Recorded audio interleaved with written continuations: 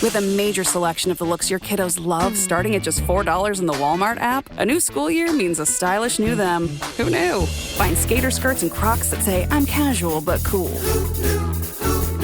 Sparkly sneakers that say, it's my classroom, you're just learning in it. And preppy polos that say, I'm the teacher's pet, even if they're mommy's menace at home. Find their favorite styles starting at just $4 in the app. The Walmart you thought you knew is now new. Hey, it's Ryan Reynolds here from Mint Mobile. Now, I was looking for fun ways to tell you that Mint's offer of unlimited premium wireless for $15 a month is back.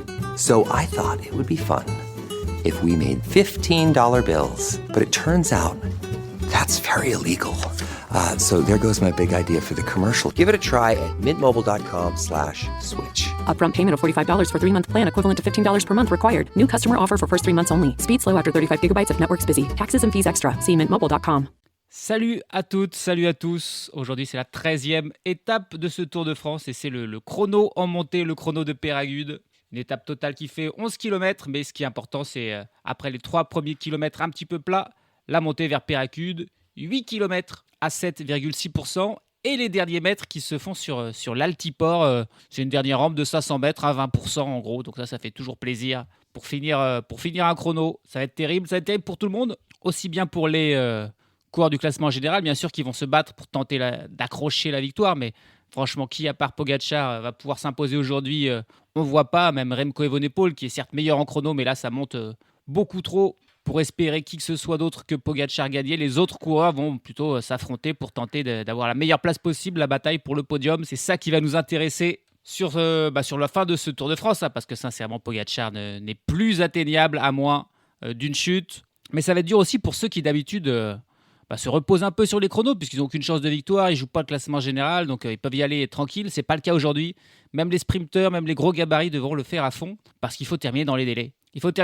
Alors normalement, les délais, c'est 25%. C'est-à-dire que si Pogacar arrive en 30 minutes, il faut arriver en 37 minutes en gros. Finalement, ça a été relevé à 33%. Donc si Pogacar finissait en 30 minutes, il fallait arriver en 40 minutes. Et finalement, ça a été, là, ce matin, relevé encore, certainement une demande des coureurs, des sprinteurs, pour que ce soit relevé à 40% du temps, du meilleur temps. Donc voilà, si ça se fait en une demi-heure, 40%, bon, j'arrive pas à faire le calcul de tête là, mais en gros 12-13 minutes, et donc les coureurs devraient arriver en 42-43 minutes. Malgré ça, il faudra se donner à fond pour tous ces sprinteurs pour terminer dans les délais, être sûr de ne pas être éliminé aujourd'hui, parce que Pogacar va faire un temps évidemment en canon, à moins d'une grosse surprise, hein. Je dis ça comme s'il avait déjà gagné, on ne sait jamais, mais au vu de l'état de forme d'hier, la sentence paraît claire. On va suivre ça, donc sur ce chrono de Péragude. Chute de Bellocchi juste devant Armstrong qui est parti dans le terrain. Et attaque de Pierre Rolland. Voilà ce que nous disons depuis le début de ce Tour de France. Une chute terrible. Christopher Froome à pied. Mais quelle image du Tour. On n'a jamais vu ça. 100% cyclisme, le podcast du vélo en direct. Ça va Marion? Désolé. Le Français Matteo Vercher est le premier à s'élancer puisqu'il est le dernier du classement général. Ça va se faire bien sûr dans l'ordre inverse du classement. Autrement dit, il va falloir attendre un certain temps pour voir des coureurs pouvoir prétendre à la victoire et même au top 10, puisque c'est d'abord les gros gabarits, les sprinteurs qui vont s'élancer. Hein. Après Marché, on aura Jordi Meeus, on aura très rapidement Arnaud Démare, Jonathan Milan, Tim Merlier. Tout ça vont passer dans les 20 premiers. Peut-être un des premiers coureurs importants et mal classés à partir, ce sera Lenny Martinez. Il est loin au classement général, mais c'est un très bon grimpeur évidemment. Et il est capable, sur un effort comme ça, de faire un bon temps. On le suivra. Le Français, mais ça sera là quand même, il partira dans encore 50-60 places. Il y a du monde qui va passer, qui vont se battre pour faire le meilleur temps possible, pour ne pas être éliminés, mais seront bien loin des vainqueurs, tous ces premiers partants-là. Matteo Vercher qui arrive et qui va faire le tout premier temps. Il se permet même de faire une petite roue là, dans la montée de l'Altiport, une roue arrière, pour faire plaisir au public.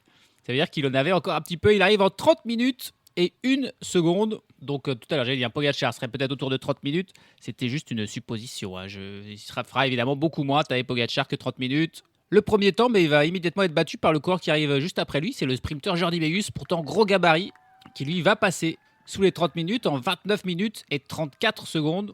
Mais là encore, c'est un temps qui va très vite être battu évidemment. Il est peut-être là, le premier temps de référence, parce que c'est plutôt un grimpeur. C'est Lennart Van Etvelt qui vit un Tour de France absolument cataclysmique. Lui qu'on aurait pu penser se battre pour le top 10, mais qui est au fin fond du classement. Et il fait le meilleur temps là en 27 minutes et 50 secondes, soit à peu près 1 minute de plus que tous les autres qui sont arrivés déjà. Il fait par exemple 1 minute et 9 secondes de mieux que Benjamin Thomas, le français là qui vient de passer la ligne, un spécialiste du chrono, mais évidemment du chrono plat, là c'est pas du tout son terrain, Benjamin Thomas.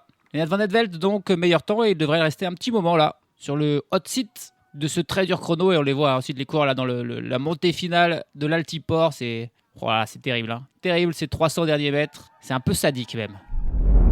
Oh il est là le premier vrai temps de référence en fait, c'est Luc Plapp l'Australien qui vient de faire un temps énorme, il fait sous les 25 minutes, 24 minutes 58, il fait quasiment 3 minutes de mieux que Lennart Van Etvelt. Alors là oui. Là, il va être sur le hot seat un très très long moment et probablement dans le top 10 de l'étape. Luc Plapp avec un temps comme ça, parce qu'il passe sous les 25 minutes.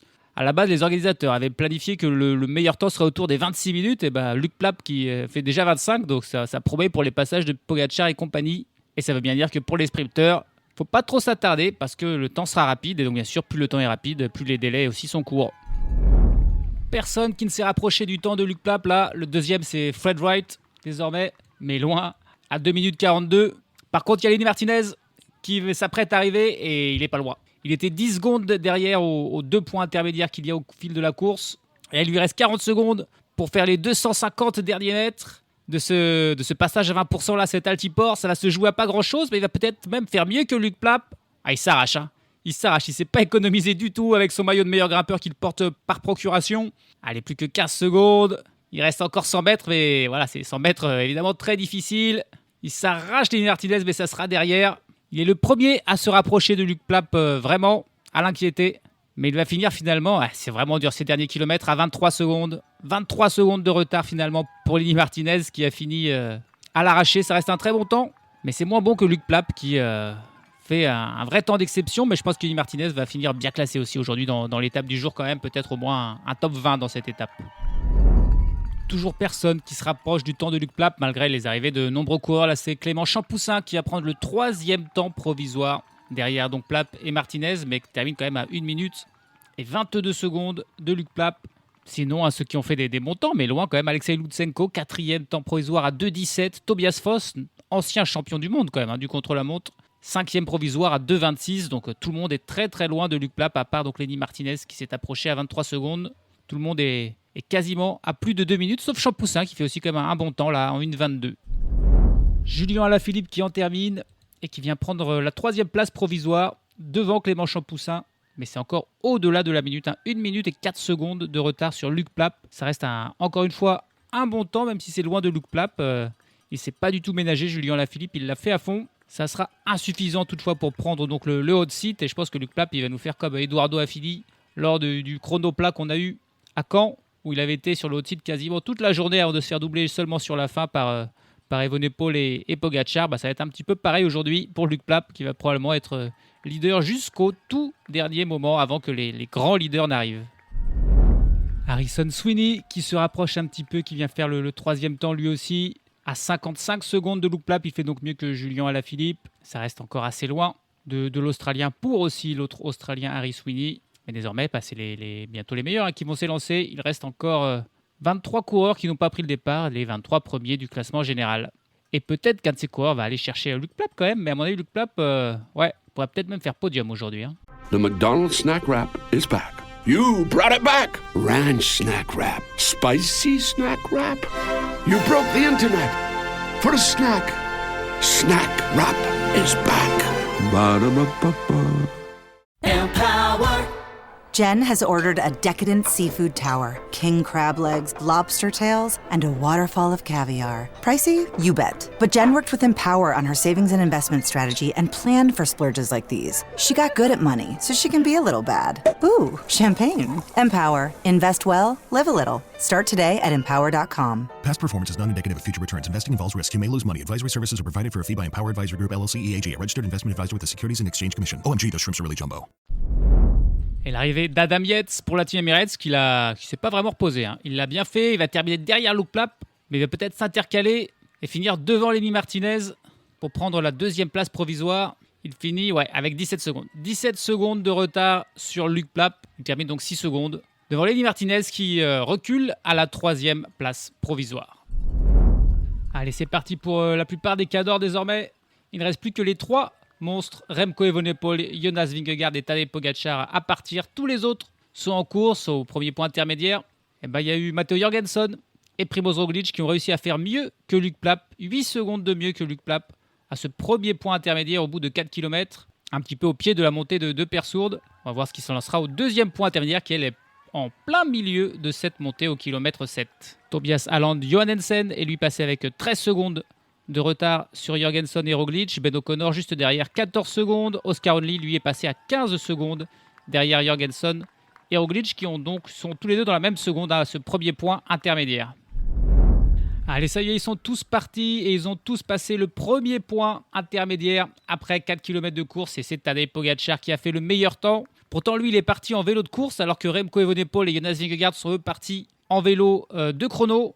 Et Pogačar qui fait 4 secondes de mieux que Remco Evenepoel et 8 secondes que Jonas Vingegaard. Et là, on va noter quand même l'arrivée là, de Matteo Jorgensen qui finit juste derrière Luc Plapp à 5 secondes. À 5 secondes de Luc Plapp pour Matteo Jorgensen. Puis à noter le gros temps pour l'instant de Primož Roglič qui au deuxième point intermédiaire, lui, il est déjà passé. Il a fait 30 secondes de mieux que Matteo Jorgensen alors qu'ils étaient dans le même temps au premier point intermédiaire. Donc Primož Roglič va peut-être être le premier coureur à battre le temps de Luc Plapp à l'arrivée. Parce que pour l'instant, c'est toujours lui, l'Australien, le leader. Devant donc désormais Matteo Jorgensen, deuxième, Adam Yates, troisième. Lenny Martinez est désormais quatrième. Et puis Carlos Rodriguez, qui lui aussi vient d'arriver, est cinquième provisoire, mais il a quand même terminé à 50 secondes de Luc Plapp. Et puis un mot sur Kevin Vauquelin aussi, qui était sixième temps provisoire au premier point intermédiaire à 16 secondes de Pogačar. Il arrive désormais au point 2 et il est là aussi sixième temps à 40 secondes de Primož Roglič, bien sûr, puisque Pogačar, Evenepoel et Vingegaard ne sont pas encore passés. C'est un bon temps pour Kevin Vauquelin. Il fait 9 secondes de plus, par exemple, qu'Oscar Onley, mais par contre, il fait 13 secondes de moins qu'un coureur comme Tobias Haaland Johannesen. Il fait aussi 8 secondes de moins que Félix Gall, qui lui aussi est en train de faire plutôt un bon chrono. En difficulté, Evenepoel, là au point 2, il passe avec 26 secondes de retard sur Primož Roglič. C'est beaucoup. C'est le troisième temps provisoire parce qu'il y a Lipovic qui lui est plutôt pas mal. Il est passé à 8 secondes seulement de Primož Roglič qui fait un énorme chrono. Et il va d'ailleurs arriver là, Primož Roglič au sommet. Et il va enfin battre Luc Plapp. Ça va être la fin là pour Luc Plapp qui va pouvoir rentrer dans son bus. Primož Roglič qui frappe quand même un gros coup là. Il fait quand même mieux qu'Evenepoel là au deuxième point intermédiaire. Il va donc faire mieux que lui au sommet. Et il arrive là avec 37 secondes d'avance. 37 secondes d'avance pour Primož Roglič sur Luc Plapp. C'est quasiment du 27 km/h de moyenne sur une ascension comme ça. C'est assez incroyable. Primož Roglič qui n'est pas mort, qui va se battre lui pour le podium. Et puis là, on va voir l'arrivée de Jonas Vingegaard au point intermédiaire 2. Et là, par contre, il lui fait beaucoup mieux que Roglič. 29 secondes de mieux. 29 secondes de mieux que Primož Roglič. Jonas Vingegaard qui fait une grosse performance. Et on va attendre le passage de Pogačar, qui a priori est lui aussi un peu au-dessus de Vingegaard. Et oui, il passe là avec 23 secondes. 23 secondes de mieux que Jonas Vingegaard pour Tadej Pogačar, qui semble parti pour aller, là encore, remporter ce chrono. Allez, l'arrivée de Kevin Vauquelin qui termine à 1 minute 15 de Primož Roglič. Il devrait perdre quelques places là au classement général, notamment se faire doubler par Oscar Onley. Et puis là, on va bientôt assister à un moment un petit peu dur pour Remco Evenepoel qui va probablement se faire doubler là par Jonas Vingegaard, parti 2 minutes après lui. Et là, Vingegaard est déjà en train de le rattraper. Il va lui aussi reculer, il va perdre des places au classement général au profit d'un Florian Lipovic qui est en train d'arriver. Et voilà qui arrive Lipovic et qui fait le deuxième temps à 35 secondes de Primož Roglič, quand même assez loin de Roglič, mais c'est le deuxième temps, il fait mieux notamment que Luc Plapp. Il est le deuxième coureur à battre Luc Plapp. Les deux coureurs de la Red Bull Boranzro qui ont fait un très très bon chrono aujourd'hui. Ils arrivent en même temps, Remco Evenepoel et Jonas Vingegaard. Et Vingegaard qui va le passer. Vingegaard qui va le passer sur la ligne. Il va donc mettre 2 minutes à Remco. Et Vingegaard qui va faire le meilleur temps. Il finit avec 44 secondes d'avance sur Primož Roglič. La révolte là de Jonas Vingegaard pour faire le meilleur temps. Mais il reste encore l'ogre slovène derrière. Et pas sûr que ce très bon temps de Vingegaard soit suffisant pour remporter cette victoire d'étape. Il risque d'être encore deuxième, malheureusement. Il arrive déjà, Pogačar, il est aux 200 mètres. Il lui reste 1 minute et 20 secondes pour finir. Pas de souci. Il va remporter l'étape et augmenter encore son avance sur Jonas Vingegaard. Mais il lui a pas mis les 2 minutes qu'on aurait pu craindre, hein, parce que il a pris 2 minutes hier à Vingegaard sur une montée assez similaire. Ça aurait pu être le même tarif aujourd'hui, ça sera un petit peu moins sévère. Ça sera déjà sa 4e victoire sur ce Tour de France. Il s'impose avec 37 secondes. 37 secondes d'avance pour Pogačar sur Vingegaard, qui a encore largement dominé ce chrono. Vingegaard s'est bien défendu, la belle performance de Roglic qui vient faire 3e. C'est une petite surprise. Le bon boulot aussi pour Lipovic, qui va peut-être gagner quelques places. Doubler Remco Evenepoel, ça va se jouer à la seconde, hein, pour la place sur le podium là entre Lipovic et Evenepoel. La première place, elle, par contre, il n'y a pas besoin de faire des calculs. C'est assez simple. C'est Tadej Pogačar qui désormais aura plus de 4 minutes d'avance sur Vingegaard. Les jours se suivent et commencent à se ressembler sur le Tour de France, donc avec cette nouvelle victoire pour Tadej Pogačar. Net et sans bavure encore une fois, 36 secondes sur Jonas Vingegaard. Primoz Roglic 3e à 1,20. Florian Lipovic 4e à 1,56 et puis Luke Plapp qui aura été très longtemps le leader, finalement 5e à 1,58. Suivent Matteo Jorgensen, Oscar Onley, Adam Yates. Lenny Martinez, premier français, fait un top 10, un 9e, juste devant Félix Gall, 10e. Vauquelin fait 11e, Evenepoel 12e, Tobias Aland Johannesen 14e. C'est le membre du top 10 qui fait le moins bon résultat, mais voilà, il est que 14e, donc rien de dramatique pour le Norvégien. Le dernier du jour, mais qui a terminé dans les délais finalement. Tout le monde était inquiet. C'est Luka Mesgeg, un autre Slovène, mais lui, il est à l'arrière pour la Jayco Alula. Il termine à 8 minutes 28 de Tadej Pogačar. Mais c'est bon, c'est dans les délais, pas de souci. Pour tous les sprinteurs qui sont passés au classement général, Pogačar donc leader avec 4 minutes et 7 secondes d'avance sur Jonas Vingegaard. Ça va être très compliqué. Remco Evenepoel garde sa 3e place finalement à 7,24. Il a 6 secondes d'avance sur Florian Lipovic. Oscar Onley prend la 5e place de Kevin Vauquelin pour 4 petites secondes. Primoz Roglic est désormais 7e et il est toujours dans le coup pour le podium, hein. Il n'est qu'à 1 minute et 30 secondes de Remco Evenepoel. Johannesen 8e et un peu plus loin. Félix Gall est 9e. Matteo Jorgensen 10e. Pas de changement au classement par points. Jonathan Milan est toujours leader devant Tadej Pogačar. Mais attention, il n'a pas beaucoup d'avance sur Pogačar. Van der Poel est 3e et puis aujourd'hui, il y avait des points à prendre au sommet de Peyragudes. C'est quand même terrible. Il y avait 10 points pour celui qui passait en tête, à savoir Pogačar. Donc plus que jamais leader. Il a 10 points d'avance sur Lenny Martinez et Jonas Vingegaard qui ont tous les deux 27 points. Alors que Pogačar en a 37. Et puis le maillot blanc de meilleur jeune pour Remco Evenepoel pour 6 petites secondes sur Lipovic. Oscar Onley est à 47 secondes. Vauquelin à 51 secondes. Il va y avoir une belle bataille pour ce maillot. Demain, c'est l'étape reine de ces Pyrénées. Alors ça promet. Est-ce que Pogačar, qui a déjà le maillot jaune solidement ancré, va vouloir aller chercher la victoire d'étape, ou est-ce une grosse échappée de costaud va pouvoir s'envoler un petit peu? C'est pas impossible, hein. On voit mal la Team Emirates vraiment gérer désormais. Il faut plutôt qu'ils tentent de s'économiser, à moins que la Visma décide encore de durcir la course. Mais on a bien vu que quand ils durcissaient la course, c'était eux qui craquaient avant les Emirates. Donc quel est l'intérêt? Mais grosse étape demain avec notamment 2 cols hors catégorie. Le Tourmalet, d'abord à mi-course, et puis l'arrivée en haut de Luchon-Super-Bannière. Et c'est 12 km 600 à 7,5%. On repassera aussi par le col de Persoude que l'on vient de faire aujourd'hui. Cette fois-ci pendant la course. Donc voilà, terrible étape demain. On va suivre avec attention la lutte pour la 3e place. Et puis la victoire d'étape entre peut-être les échappés s'ils ont un bon de sortie. Parce que voilà, pour la première place, le suspense est fini sur ce Tour de France. Mais il y a encore plein d'autres choses aussi. La bataille pour le classement de la montagne demain. Lenny Martinez, il faut qu'il soit dans l'échappée s'il veut empêcher Pogačar de gagner aussi ce maillot à Paris. Ça sera donc tous ces enjeux à suivre demain. Salut à tous, salut à toutes.